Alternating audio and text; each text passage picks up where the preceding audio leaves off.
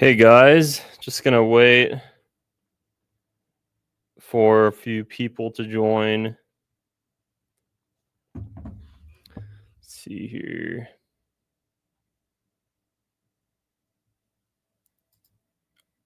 Hope everybody's doing well. Ahmed's gonna be joining too.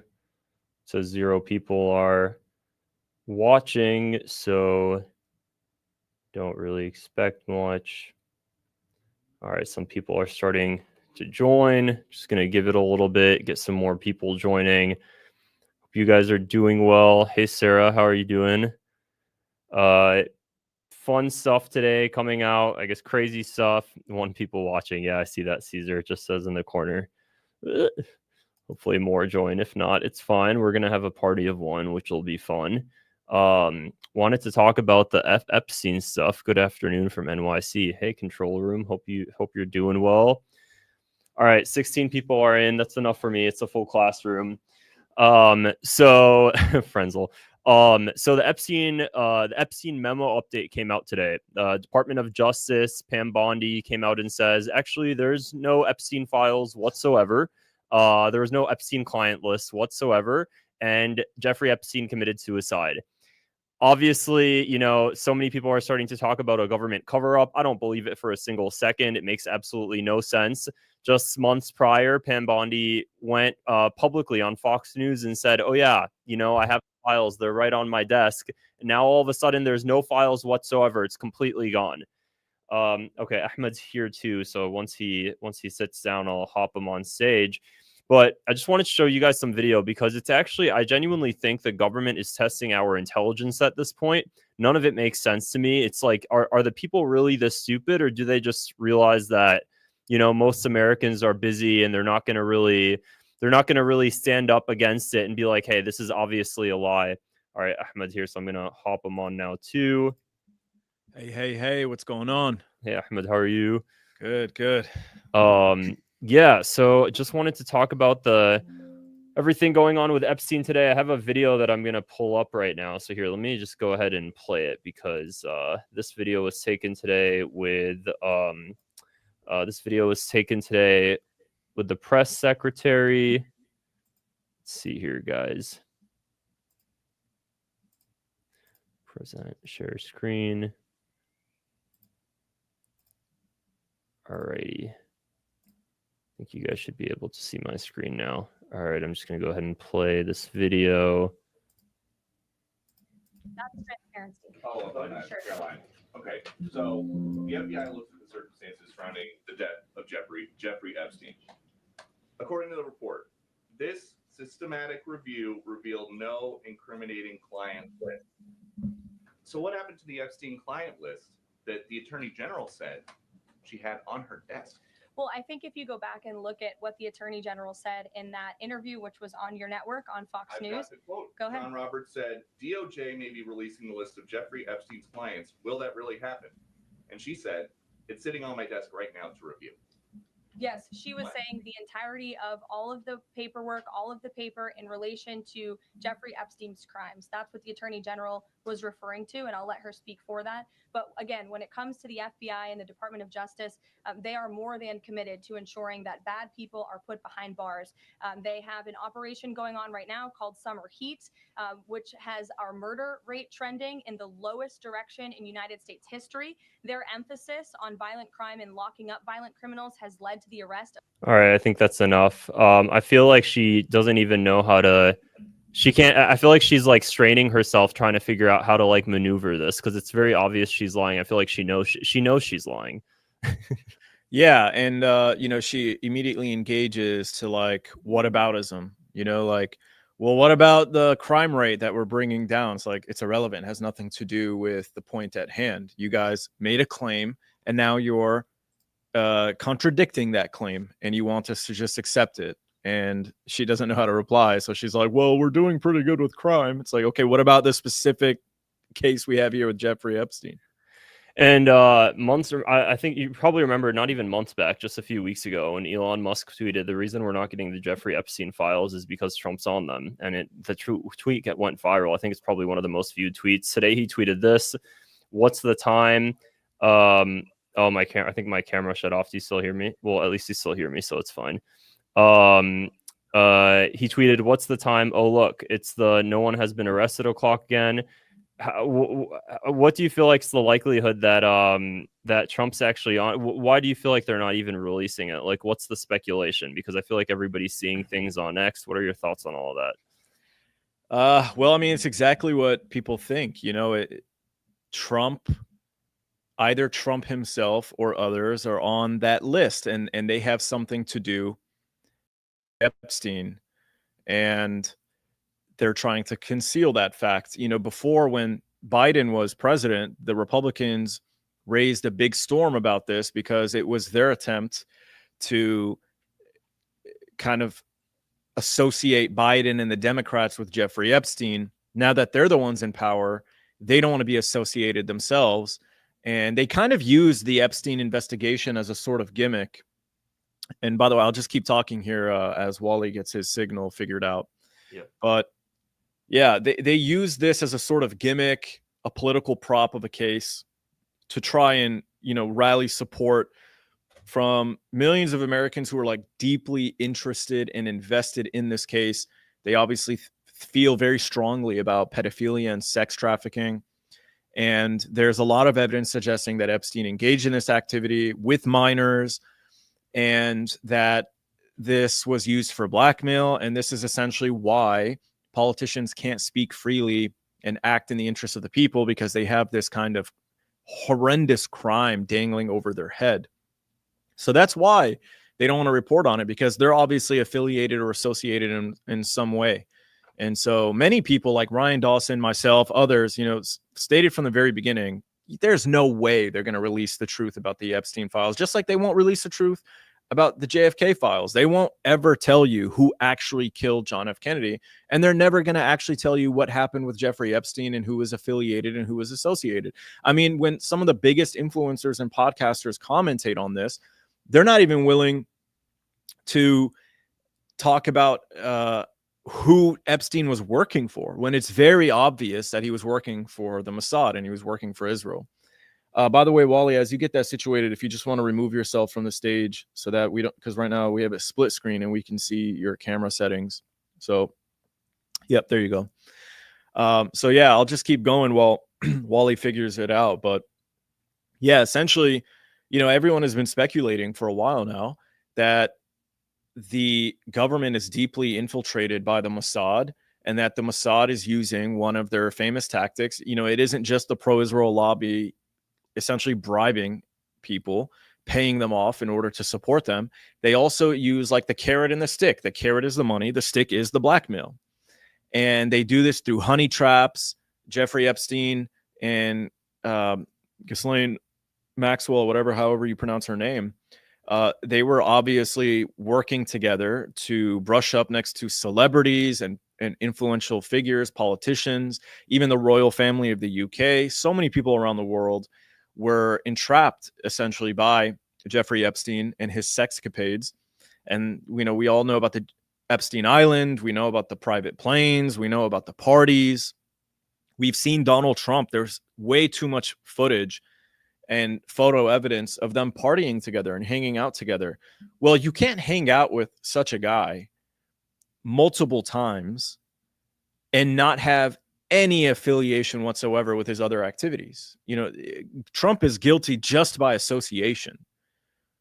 And so maybe he didn't do any of the other activities, but I highly doubt that. That's kind of the entire point of the Epstein operation, is to kind of contaminate whoever they come into contact with so that they can hold it over their heads and use it as leverage. So we have Wally back now. Hey, sorry about that. Camera issues. But no, I completely agree. And I want to talk a little bit about the Mossad thing, because there's so many theories about Jeffrey Epstein and everything, but so many of the theories are very, very, very evidence-based. Ghislaine Maxwell, her father was a Mossad agent. He ended up dying. He ended up dying in very odd ways off of his yacht. Drowning off of his yacht is what they say. But do you know how Jeffrey Epstein actually got a lot of his money? This is probably one of the most interesting things. I'm actually going to be making a video on it soon. The former CEO of Victoria's Secret, Les Wexner, he bankrolled Jeffrey Epstein from the very, very early 90s. And I was actually searching this up. This is probably one of the most crazy stories ever. In 1991, the 20 most wealthy, powerful Jewish Zionists, they started a group in 1991. They called it the Mega Group. It was also known as the Study Group at the time. And initially, their entire focus was to basically, strengthen U.S. Israeli policy. Birthright for Israel. Birthright for Israel. Every Jewish student being able, or any Jewish American being able to go to Israel for free. The Mega Group is initially founded that and bankrolled the money for that. And they basically wanted to connect everything. Les Wexner was one of the founders of this group, and Jeffrey Epstein immediately by 1991, Jeffrey Epstein had full control of Les Wexner, all of his finances, and had complete access to everybody in this group. This included Steven Spielberg. A lot of other just very, very powerful people. And they immediately started to grow very strong connections to the Israeli Mossad. So seeing how Jeffrey Epstein used his resources and was able to basically just put himself into these spaces with very powerful people is wild. There was also an article that came out, I can't remember how many years ago, of Jeffrey Epstein trying to blackmail Bill Gates. Do you remember that?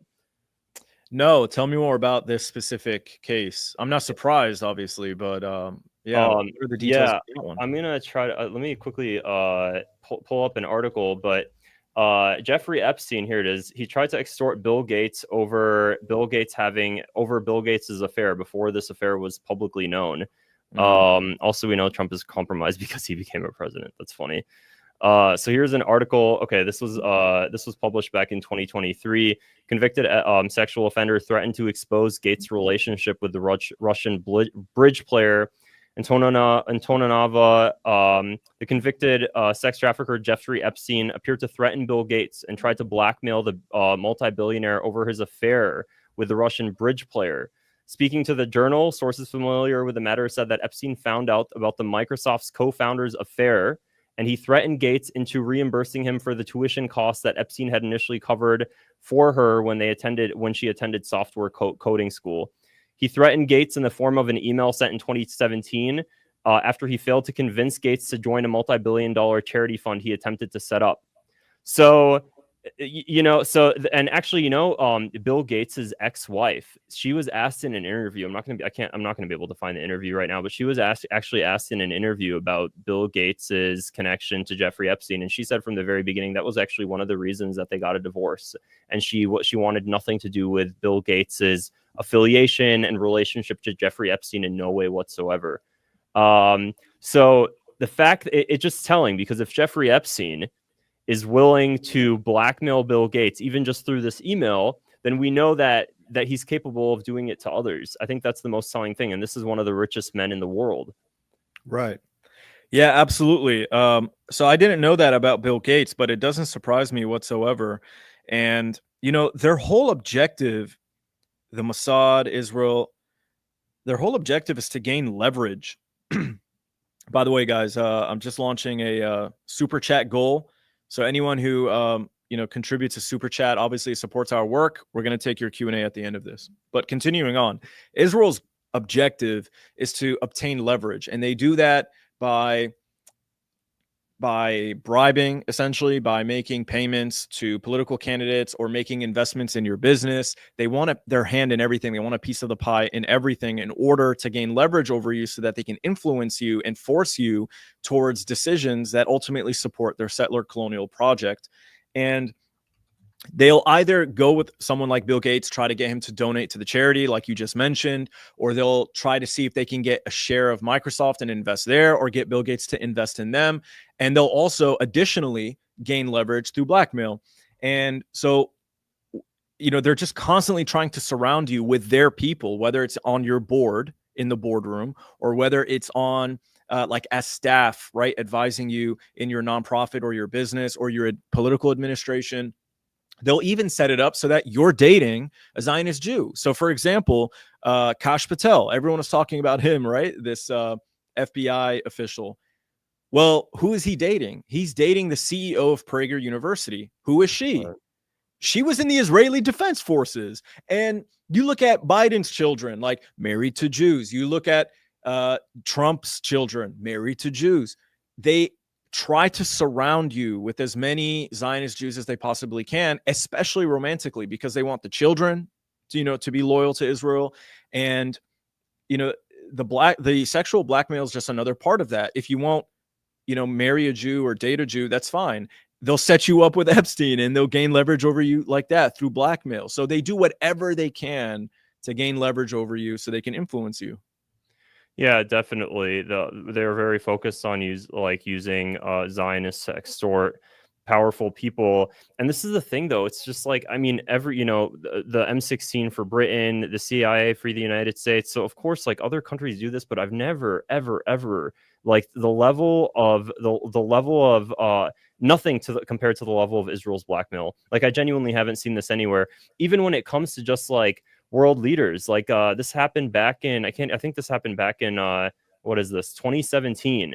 The former the ex prime minister of Britain, Boris Johnson, he said that when Netanyahu visited him, Netanyahu planted a listening device in the bathroom when Netanyahu went into the bathroom.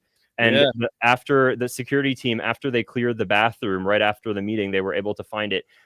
So I understand the Mossad, the CIA, the M16. Of course, they spy tap and whatever. But for a world leader to bug your bathroom while he's visiting, I can't even imagine Trump like trying to do that, because it's like you'll destroy diplomacy.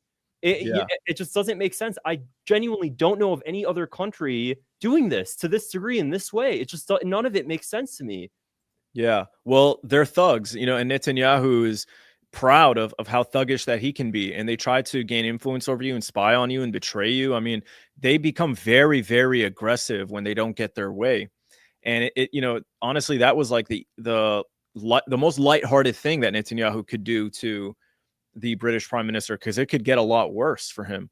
And like we saw with Obama, when Netanyahu didn't get his way and Obama was negotiating with Iran for the nuclear deal, what did Netanyahu do? He basically tried to undermine Obama completely. I mean, he organized Congress to betray Obama and invite him as a foreign leader to come rail against Obama's policy ideas. Imagine that, a foreign leader coming to Congress in the United States and rallying them against their president's, their commander-in-chief's negotiating policy, which ultimately was going to serve America's interests.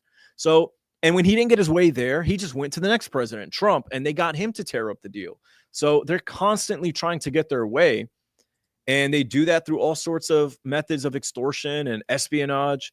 I mean, they're just incredibly aggressive, and the reason why they have to be is because they're this tiny little settler colonial state that needs all the support in the world in order to exist. So they're constantly trying to bully and infiltrate and spy on and betray even their closest allies.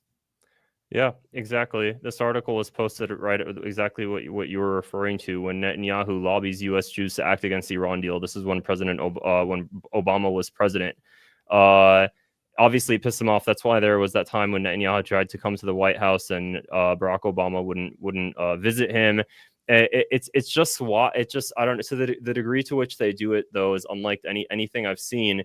And this is why, obviously, it's directly related to why they'll never release the Epstein client list. They'll never tell the truth about Israel, because Israel has way too much undue influence. And thing is, I just don't know how much longer this can go on. I think it's going to reach a tipping point until people are just fed up with it. It just doesn't. I don't know. I don't know how they don't realize that this is going to be counterproductive to their own interests in the long run. Yeah, well, I imagine that their hope is that they'll just be able to distract people with other things. You remember Elon Musk, when he kind of got really aggressive on X, and he got really upset when people were calling out the H-1B1 visas. They were like, why are American corporations firing American workers and replacing them with imported immigrants, primarily from India, in order to take their jobs? And Elon Musk was very angry about that. The reason why is because his corporations benefit from talented software engineers from third world countries that they can work like dogs and not pay as much money because these people are hungry. Like, they're willing to take less and do more because they want that visa, and it's better than living in India and making money in India. But this obviously isn't America first. And it was very embarrassing for Elon. He was getting attacked all over. So what did he do? He pivoted and he distracted people. He waged like this massive like Islamophobic campaign. And he was basically like amplifying anything Tommy Robinson would say, this far right, like Zionist Islamophobic figure in the UK, and was like, what about those 5 Pakistani gang rapists that, you know, were arrested for raping, you know, English girls in the UK? And they concocted this huge propaganda campaign trying to make it seem as though there was this mass rape ring made up of Muslims, when really it was just a handful of like Pakistani and Bangladeshi immigrant gangsters that were engaging in this kind of disgusting behavior. Well, they made a huge deal out of it, and it was all a distraction to pivot away from this other story of the H-1B1 visas that was really upsetting to Americans. And so they're going to do the same thing. They're going to find something to distract people with. And there's so many lies to deal with. Like, there isn't just Epstein, there's the JFK files, and you've been doing a lot of excellent work on that as well. Yeah. I think that we're starting to notice at least I think what's going to happen is over the next 10 years, maybe even less, is that people are going to begin to connect the dots, because people already are already doing so. Now you're going to start seeing more politicians rise that are going to be chosen specifically because of the fact that they're not funded by AIPAC. But I think it's going to go further, and people are going to begin to connect the dots, and then people are going to get so fed up that eventually a leader is going to rise and be like, if you vote for me, I'm going to undo all of this. And this is kind of where I think it's just going to reach a critical threshold. That's my like fairy tale fantasy. You know, somebody's saying the great noticing is happening and has already happened. This is why I say it's going to be counterproductive to their own goals. And this is why ultimately it's actually going to lead to a rise in real cases of anti-Semitism, because unfortunately a lot of American Jews that have nothing to do with any of this are going to be targeted because of the fact that a small group of Jewish Zionists that are influencing US policy heavily are kind of you know, being are ruining it for the rest of their own community. So yeah, that's an excellent point, especially since they love to constantly say that everything they do, you know, for Israel is on behalf of global Jewry, you know, and so definitely they're associating innocent random Jews with their crimes and their activities. And obviously, you know, we advocate that, you know, people shouldn't engage in such things, but it's inevitable, you know, that you have one or two, you know, angry, crazy people that will kind of lose their mind over these kinds of things. And we've already seen that happen. You know, there have been shootings and supposedly fire bombings. We don't know if they're like concocted by the Mossad, but you know, there are still these kinds of events that take place. So absolutely.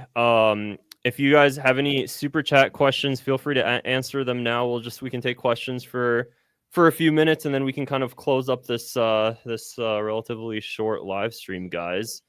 But yeah, I wonder if this is just going to kind of fade in a couple of days and nobody's going to talk about it anymore, and the government's just going to get its way.